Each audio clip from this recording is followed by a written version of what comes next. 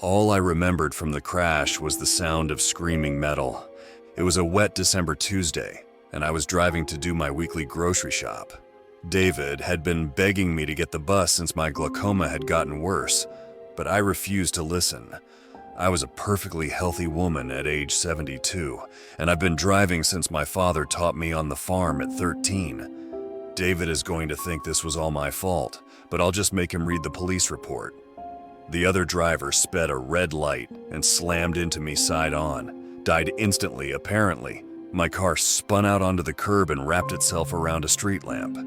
The whole ordeal lasted less than 5 seconds. I woke up at St. Anne Hospital a day later after what the doctor told me was a light coma. Cuts and bruises covered my body, especially around my eyes, where the airbags had deployed. 2 dark circles and a broken nose made me look like an old peach you'd find at the back of the fridge. Every bone in me felt out of place, and I could barely move. After a brisk chat with me, the doctor met a woman at the door. They shook hands before she hobbled over. She was tall and thin with an air of faded glamour. Tightly wound hair, large gold rings, her crooked body wrapped in a woolen shawl. She had a stern but concerned smile. "How are you, Mary?" she asked, her voice sounding broken with a deep rasp. "Who are you?" I asked. "It's me," she said. "It's her." Each guttural word cut through me. "Your sister," she said. I had never met this woman in my life. "You must be confused," I said. She tilted her head to her shoulder and rubbed the back of her fingers through my hair.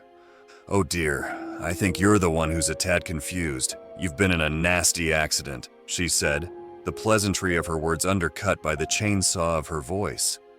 It was then I noticed the cracks in her glamour. Her eyes were round and bulbous, in a state of constant alarm. Her jaw hung lax, revealing the bottom of yellowing teeth. The white powder she used on her face did little to smooth out the wrinkles on her skin. As she leaned over to kiss my forehead, a dank, boggy stench seeped into my broken nose. "I'm so glad you're okay," she whispered. I raised my arm, sending shooting pains up to my shoulder, and pushed her away. It was an exhausting endeavor, and once the woman stepped back, my arm flopped down to the bed as I gasped for air. "I don't have a sister," I said, straining to get the words out. "The guy you hit died, you know," she said, lifting the shawl back over her shoulder, the beads around her wrist clacking together as she did so. "I want to talk to my son," I said. David would be able to sort this mess out. He was logical like his father. May he rest in peace. David lived in Europe doing something with the internet. I didn't understand any of it, but it gave my 2 granddaughters a life I could have only dreamed of. We didn't see eye to eye too often. I was too emotional, too reckless for David's tastes. Again, much like his father, but I needed his sensibilities now. "David's arriving tomorrow, flying back from Zurich just for you," said the crooked woman. "I don't want you here," I barked. "I don't know you." The crooked woman pursed her lips and wandered over to the side table. She grabbed a plastic cup and filled it with water. "You're acting like the princess of Appletree Castle?" she asked. How did she know about Appletree Castle? That was the nickname I gave to the treehouse my father constructed for my 8th birthday. It was my safe space, away from the arguments, the graft, and the drama of a working farm. He'd even painted the inside of it in an off pink and allowed me to decorate it with the old pillows and blankets from the living room. I'd spent many summer evenings listening to the gentle rustling of the trees. That was until one of my school friends, a girl I can no longer remember, fell from it and seriously hurt herself. The girl's parents were furious and demanded that the treehouse be taken down. I had to watch as my dad dismantled my childhood with each chop of his axe. Now the woman in my hospital room was telling me that the little girl who left a bloody stain in the mud wasn't some faded memory of a friend. It was my sister. It was her. She pointed to her slack jaw, wobbling her chin with her finger. "Broke it in 3 places," she said. I held my eyes shut. I felt disoriented, and my stomach was doing circuits as if it was still spinning in the crash. I've never had a sister. I have decades of memories to prove it. But how could she have known about my secret haven, something I haven't spoken about since I was a child? I need to eat, I said, opening my eyes. The woman was standing over me, a small teaspoon in hand and a confused look on her face.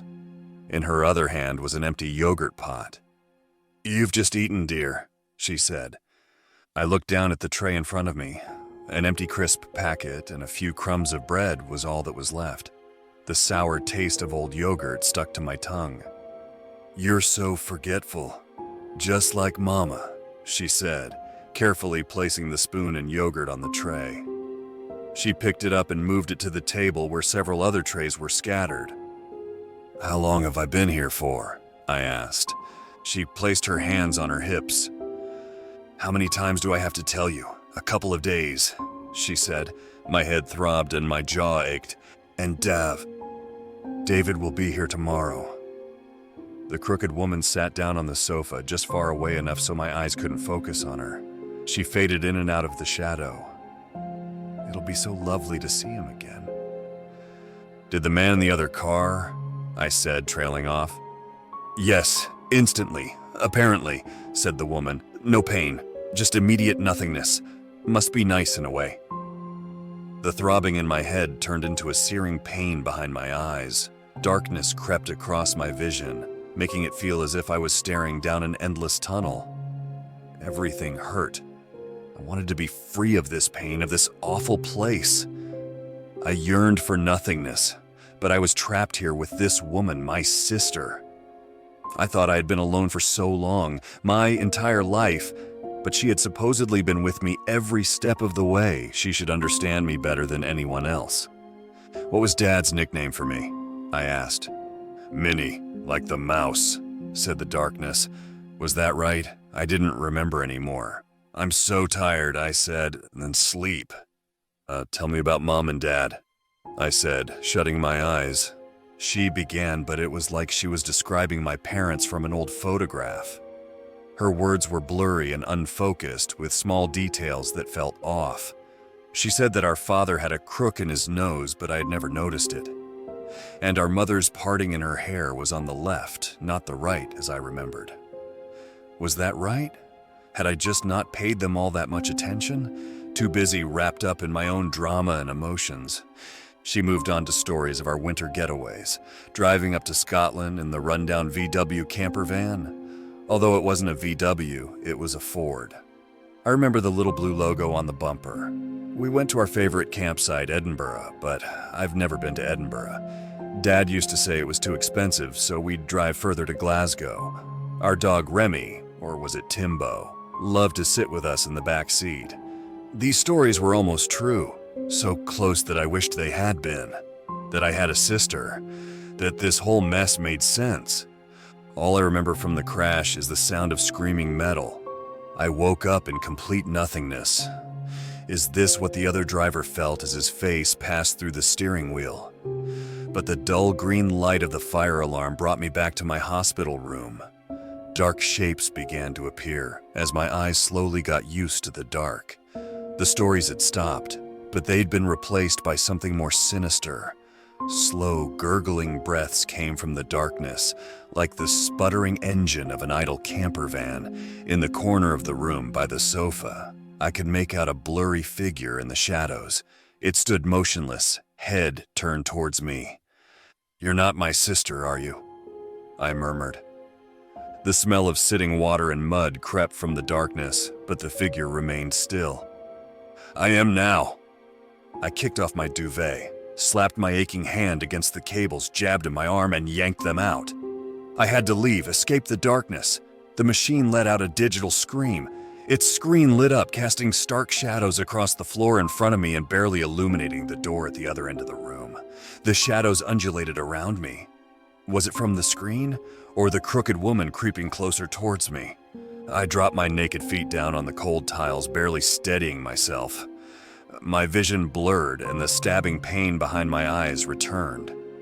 I thought I was about to throw up, but instead I took my first step forward, then a second.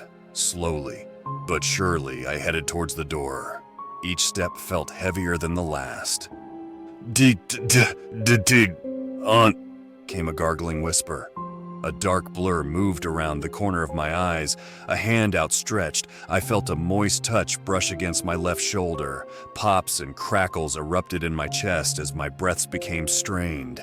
They were turning thick and humid. My voice rasped as I struggled towards the door. It was like I was drowning in my own bile. I fell to my hands and knees. My body was failing me. I spat on the floor and tried to continue on, but I collapsed in a few seconds. I felt the wet moisture crawl across my body as something whispered in my ear. "Shh, it's okay. You're here now." I jolted awake back in my hospital bed. The light was blinding and the shooting pains in my brain returned. My ears rang out with a high-pitched tone. I squeezed my eyes shut and focused on my gasping breaths. I touched my face and felt the warm plastic of an oxygen mask. I was safe. After a few seconds, my breathing slowed, but the pain and screams in my ears remained. I opened my eyes to see David sitting on a chair by the door, furiously talking on the phone. He hadn't noticed me waking up. I looked around the room. It was just him. I felt a warm glow rush over me, a sheer sense of joy that I hadn't felt in a long time. David glanced over at me and realized I was awake. He smiled. Then the door opened. A crooked arm snuck in and the rest of her body followed with it. The woman who thought she was my sister peered her head around with a warm smile. I held my mask tight as my lungs tightened. I pointed a finger at the woman screaming for breath. My ears howled. David got up and stormed over to the woman. He shook his head. It looked like he was yelling. She was yelling back. Did he have no clue who she was either? My sister was just an insane woman? She was disturbed, to be sure, but at least it made sense. But then he crumpled into her embrace. His shoulders shuddered as he let out bellowing cries. She rubbed his back gently, eyes firmly fixed on me, a gentle smile on her face. I ripped off the oxygen mask, trying with all my might to scream, but only rasping gargles came out. David ran over, drying his face with his shirt. He looked at me with genuine concern, a deep pain, as he held onto my shoulders firmly. "Shh. It's okay. You're here now," he said. I looked up at his big brown eyes. It was then I remembered my son's eyes were green.